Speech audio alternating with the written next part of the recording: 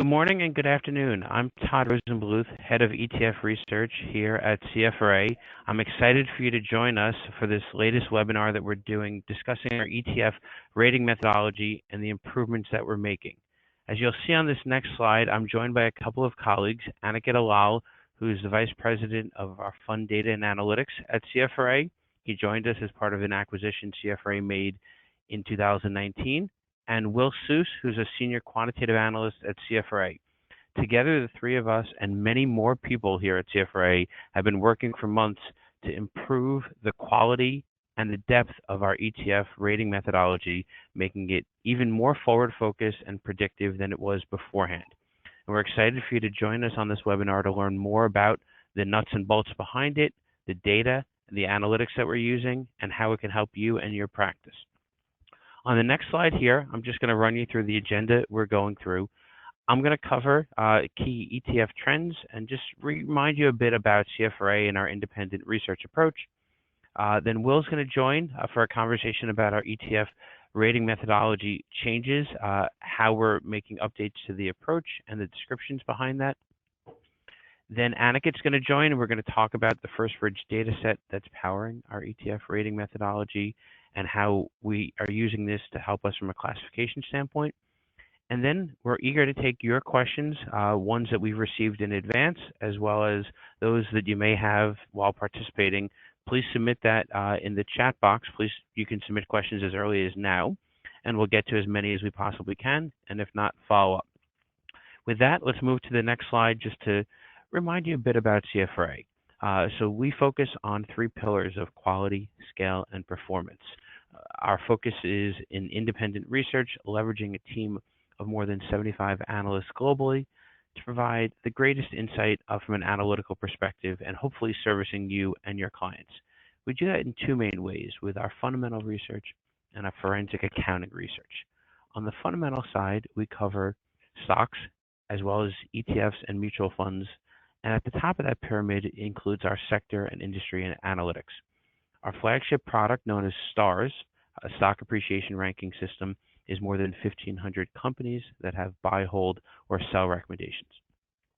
On the other side of the firm is our forensic accounting research. We're using that to dig into individual companies, understanding their earnings quality, understanding the legal and regulatory risks that are connected to these companies, and as much trying to identify where there are concerns or problems to be had. This is more of an exceptions-based research approach. But we have over 28,000 companies with an earnings quality. And with our new ETF rating methodology that we're going to spend more time on going into today, we're combining our STARS, our qualitative fundamental analytical research, and our forensic accounting research together, bringing the best of CFRA's stock research to drive home what's inside the portfolio and why that matters.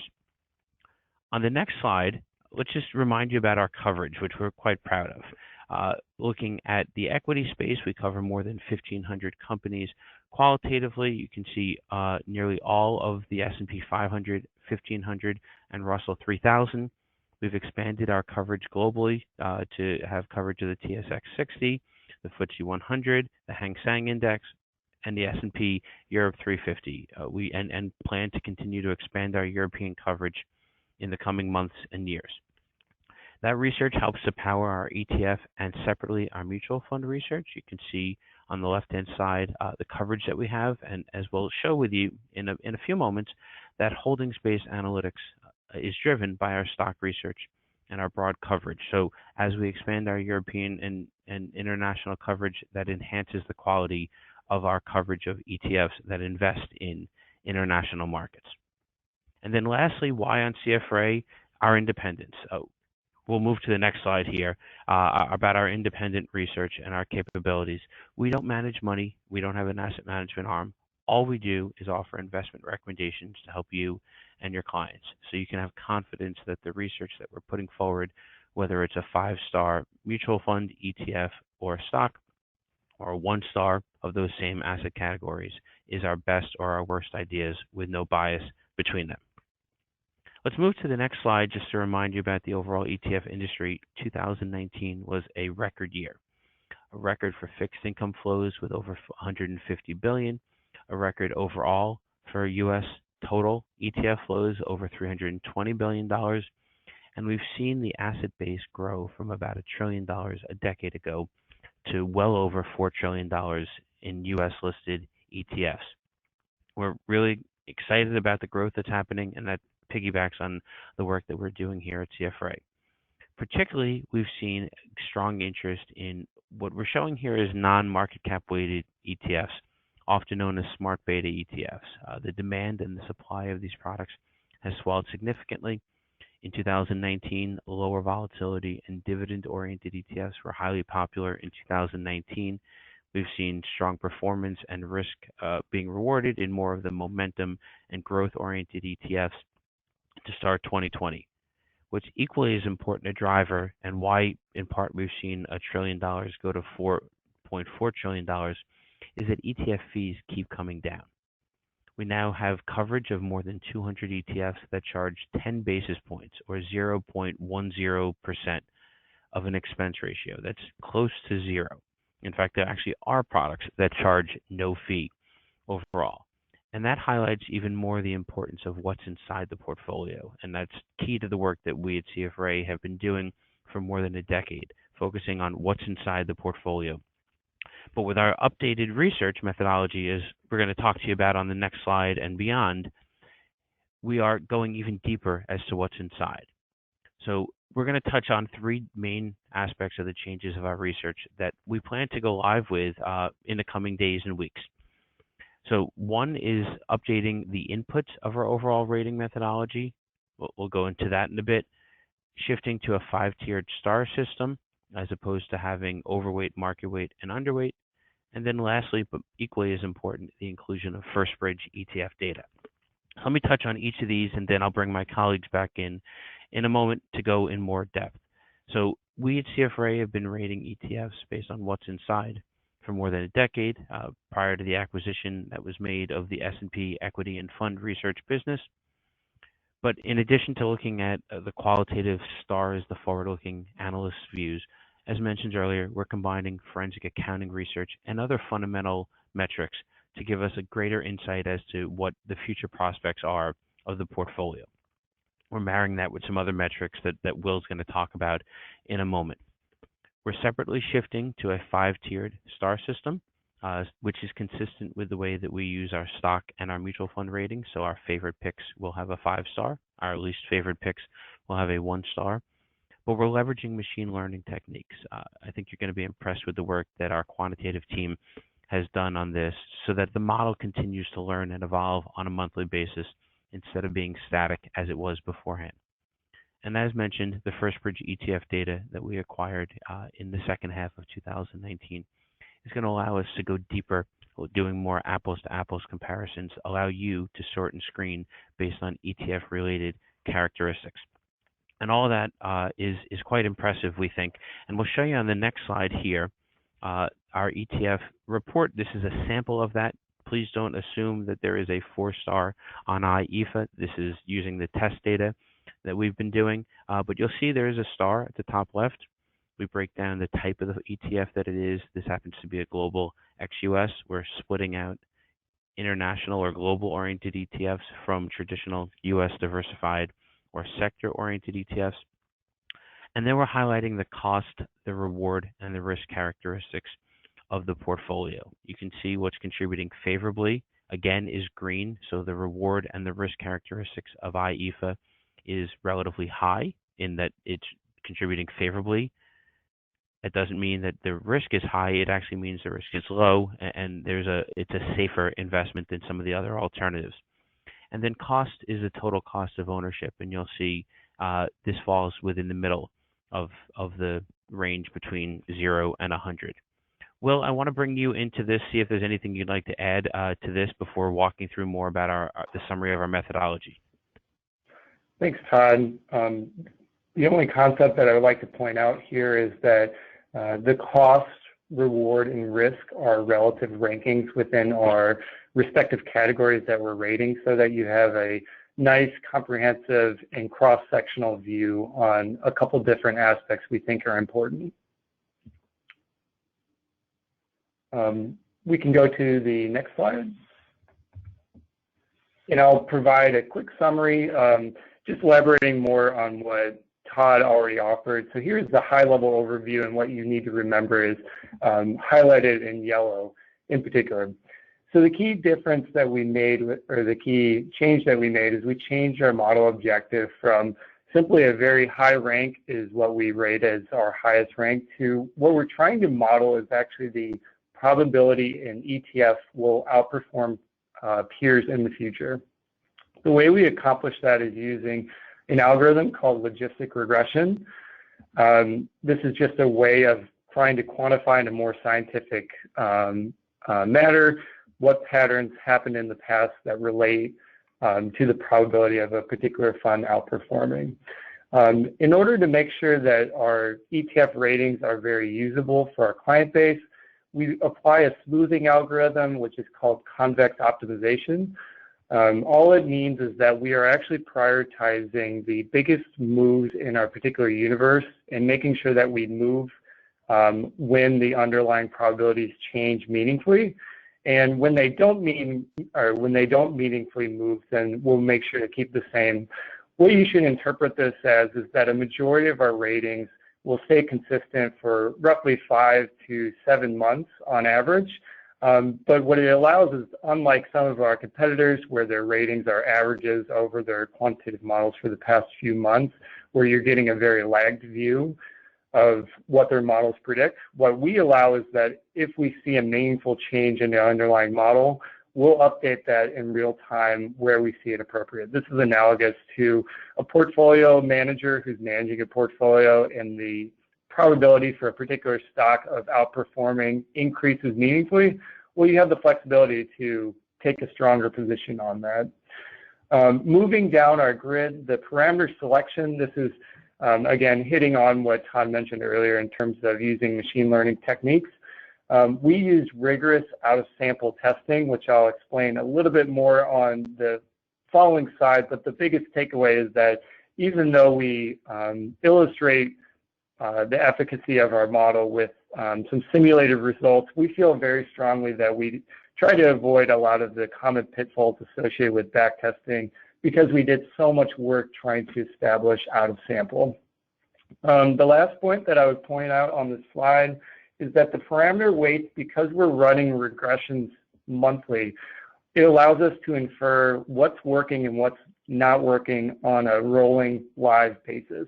Another way to think about that is that we've identified several factors that we feel are going to work in up markets and down markets, but we're going to slightly upweight them and downweight them based on what has been working more recently. So that's how we're actually learning from the data, updating our model, and evolving as the market evolves as well.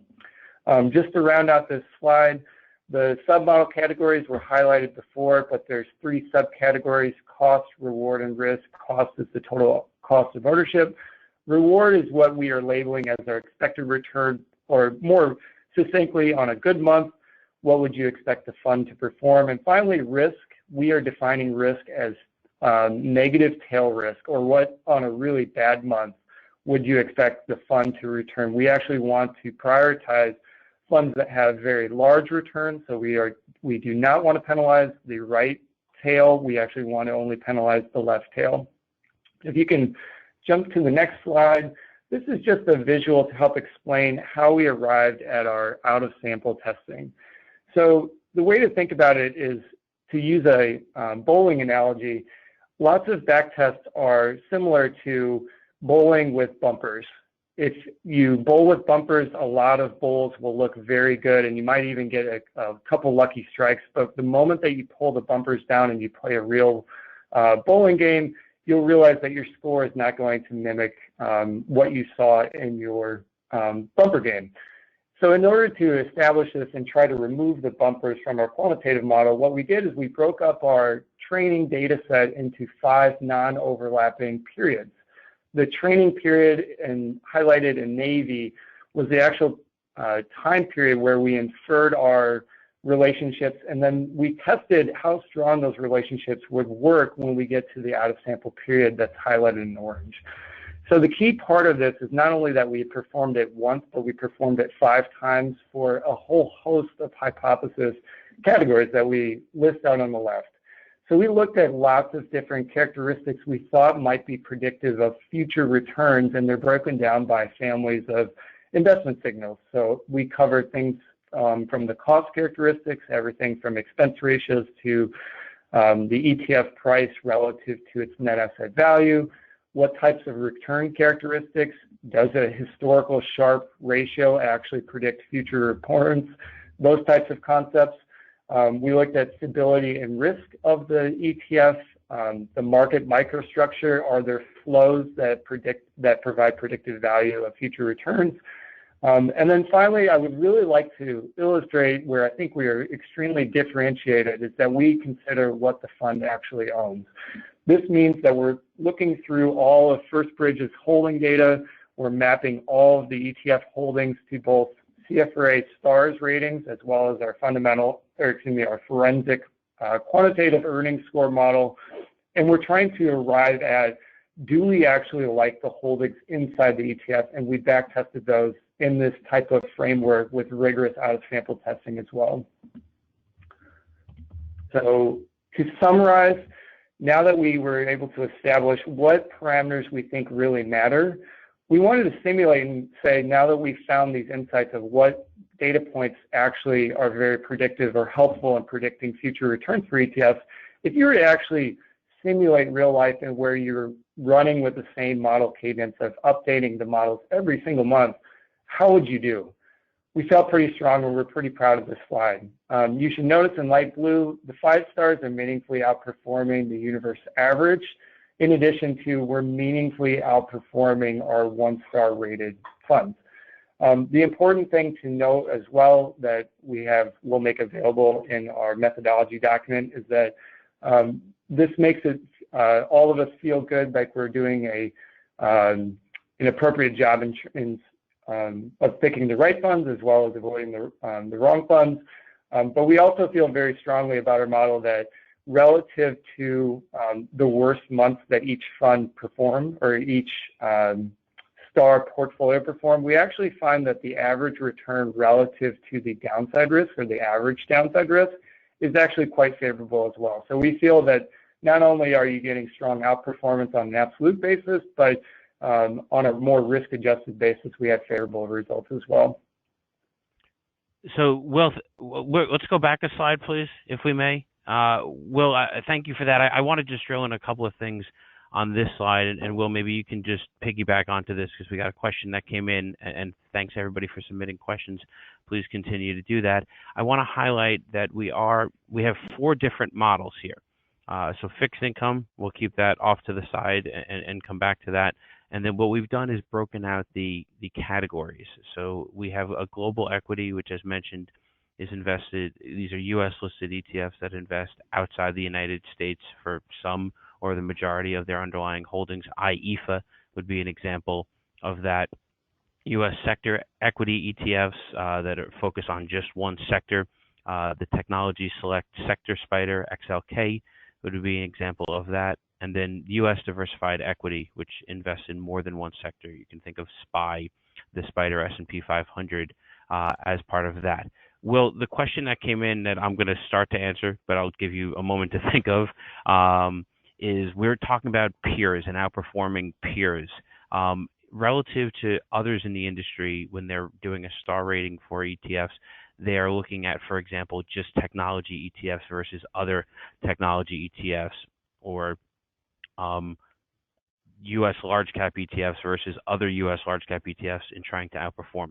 What we're doing, and Will, I'd welcome you to expand on this, is actually going broader than that. We're determining whether or not XLK in that scenario, the technology sector spider, is going to outperform all other, the probability of it outperforming all other sector equity ETFs. That would include the healthcare one, that would include the utilities one, and industrials one, and so forth. Will, do you want to just expand on why we're doing that? Sure, Todd. The primary reason is that what we found quantitatively is that the differences between U.S. sector ETFs and the diversified ETFs are meaningful enough that they actually warrant their own factors. So getting into or getting back to my cross-validation example, you don't necessarily need to go to that particular slide, But what we overwhelmingly found is that our models just get meaningfully better when we only grade diversified against other diversified. The reason being is that you're grading a diversified portfolio versus just a sliver of a diversified portfolio. A more tangible example of that was that sector flows market flows into sector products were actually more meaningful than diversified and more building block portfolio pieces. So we had to model each one of them separately because there's oftentimes used for separate uses. And we saw that come out quantitatively when we performed our out-of-sample testing. Thanks, Will. So let's move ourselves to the next slide here, and we'll bring in Anika Dalal, as mentioned, who heads up the ETF Data and Analytics capability. Anika, do you want to just review the FirstBridge data sets that we're using? Sure, Todd, thank you. As Todd and Will mentioned, it's been exciting for us at FirstBridge, which was acquired by CFRA last year, to now power the new ratings and research methodology at CFRA. So in addition to using FirstBridge internally, we also deliver our ETF data to a whole range of clients. And we thought it might be useful to just review what those data sets look like. So the first data set is constituent holdings data. And this is essentially the set of all the securities that every ETF holds. And so what the FirstBridge and CFRA team does is aggregate the data from all the different issuers. There's over 100 of them. Take that data in every day, compile it, clean it, standardize it, and deliver that to clients. And as we've seen in our methodology, holdings data is really key to our analysis and key to, frankly, most people's analysis on ETFs. And that really forms a key component of our data set. The second piece of data is reference or classifications data. And one can think of this as a very, very detailed ETF product list. And so we capture every important dimension of an ETF exposure as well as reference data in very granular form. So for example, if one has a China technology momentum ETF, we would capture the fact that it's China exposure, we would capture the fact that it's a technology sector ETF, and we would capture the fact that it's a momentum strategy based ETF. And so it's really a multi-dimensional granular approach to classifying and organizing ETF data. The third piece is stats, and this has various components such as NAVs, flows, returns, volumes data. And for all ETFs in the US, listed in the US, we have data back to inception. I just want to highlight that for all of these data sets, our data is updated daily. So we take in holdings data every day, we take in reference data every day, we monitor new launches, closures, index changes, benchmark changes for an ETF, as well as flows and NAV data back to inception. So it's a very comprehensive set of data that's all updated daily with significant history as well.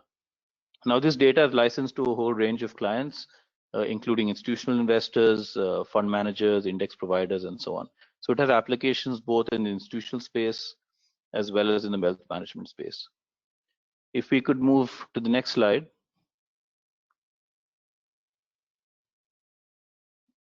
So in the next slide, this is again a summary of these key data sets. I've mentioned the constituent holdings as well as the reference and classifications data.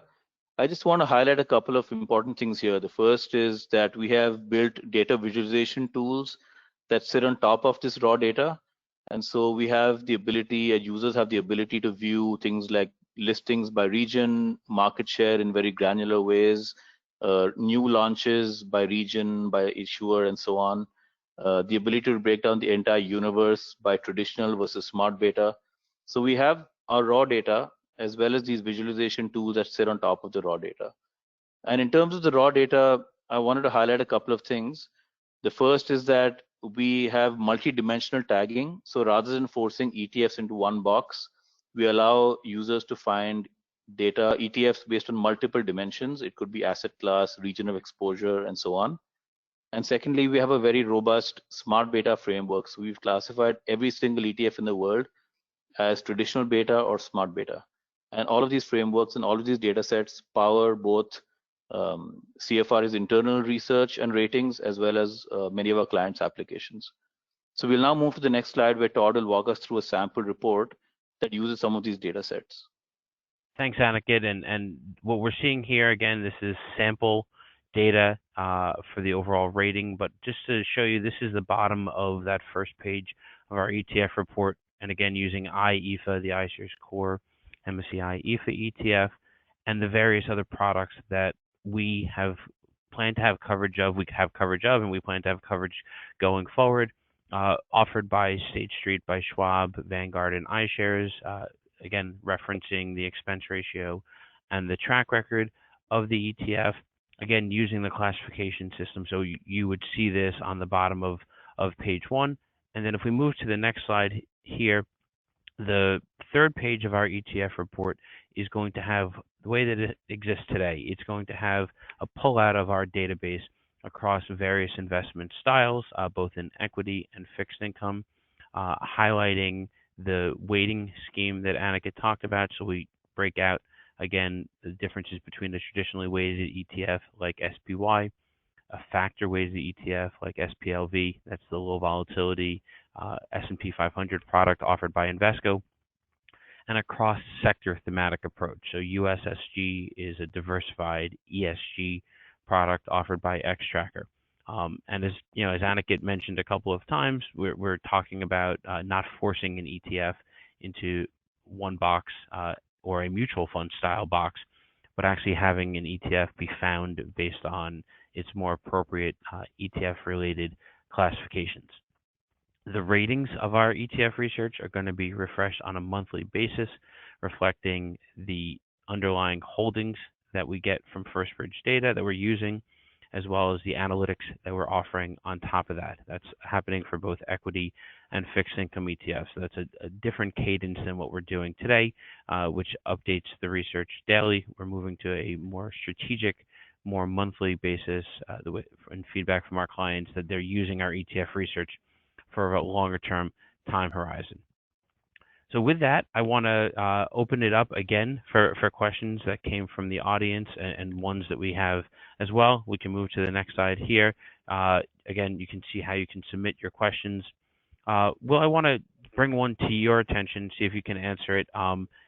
We currently are covering just over 1,500 equity and fixed income ETFs. The coverage is going to go up. Maybe you can just enlighten the audience about that and why is it going to go up?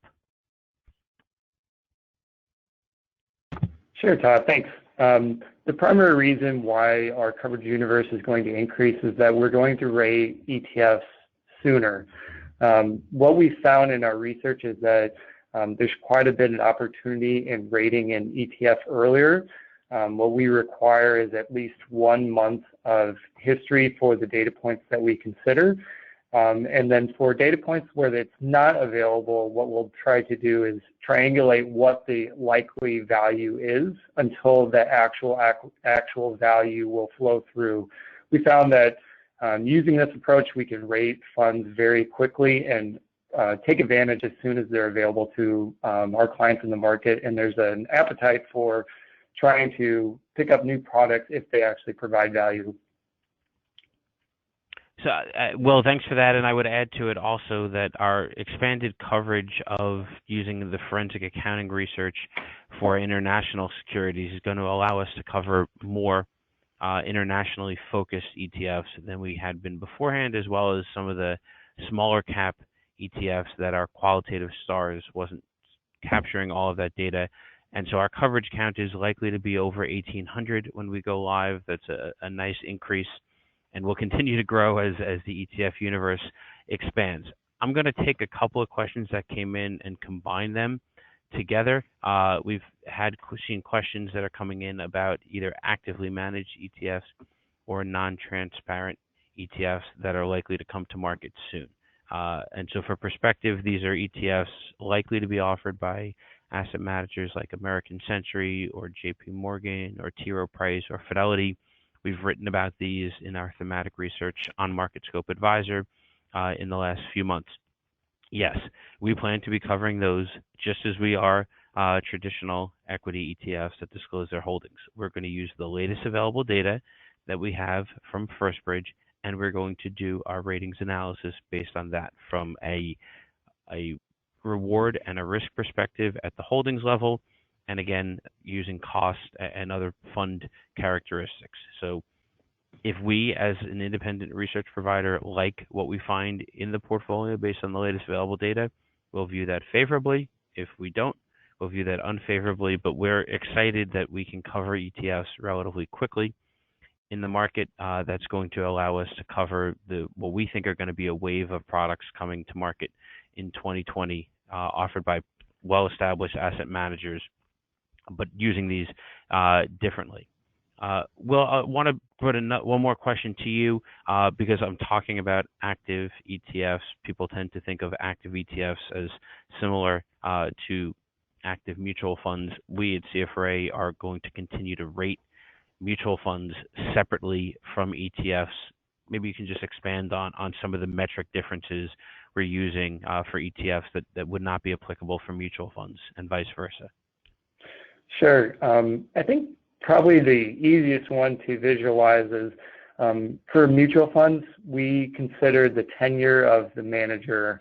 For ETFs, this is a moot point, obviously, because they are completely rules-based for most ETFs. So that's one primary difference, is that manager tenure trends to be a predictive value or predictive factor when considering mutual funds. Another easy to visualize example is expense ratio. Interestingly, especially for diversified equities, we find that expense ratio for ETFs is actually less important than the big differentiator we find in mutual funds. So just to use a very easy to understand example, within large cap growth, a very large differentiator among mutual fund managers is expense ratio. Interestingly, when you go to ETFs, it's not the only total cost of ownership that you need to consider. I'd highlight the price to net asset value, or in layman's terms, the price that you actually pay as an investor compared to the basket that you're actually achieving, or that you're actually purchasing. If that price gets too far out of whack, we find that the potential returns that you get from that investment are quite a bit lower. So it does make sense to really pay attention to the price that you pay relative to the basket of securities that you get. So those would be the two primary examples, although I could elaborate more if we have time. Well, I think that covers the main topics of the differences. And just to reiterate, we will have 5-star rated ETFs. We will have 5-star rated mutual funds, but they are not in apples to apples comparisons. The universe that we're comparing to, again, ETFs versus ETFs, mutual funds versus mutual funds. To use SPY, the Spider S&P 500 ETF, we're not judging it relative to its ability to outperform actively managed mutual funds that often will lag behind because of the higher fees. We're looking at it versus other ETFs offered by ETF providers, as opposed to comparing mutual funds and ETFs in the same universe. There are others that do that. Our approach is different. With that, I'm going to move us forward and let you know about the next webinar. You'll see on the next slide here, and you're going to find out more information as a follow-up to this webinar. We'll invite you. This is coming from our equity research team. Those analysts are, again, behind the ETF research and help to make our ETF research great. This webinar is going to focus on 5G, the shift in technology. We're going to have 3 analysts talking to you about the breakthrough capabilities and benefits to 5G. I'm hearing commercials and seeing them regularly. I think there's an investment case that we're going to share with you, and that webinar is going to have CFP board certification. So you'll be able to, if you are interested in that, you can certainly do so and also learn a lot from our analytical team. With that, I want to thank you for tuning in and listening to our webinar. I want to thank my colleagues Aniket and Will, not only for the work on this webinar, for the Herculean task that they put forward to bringing our ETF research to the next generation. We're really excited about our ETF ratings capabilities, the raw data, the commentary that we're providing. We thank you for your interest in our ETF research, and we'll leave you with upcoming disclaimers on the upcoming slides. But thank you very much, and if we didn't get to your questions, we'll certainly follow up with you to be able to answer your questions. Have a wonderful day.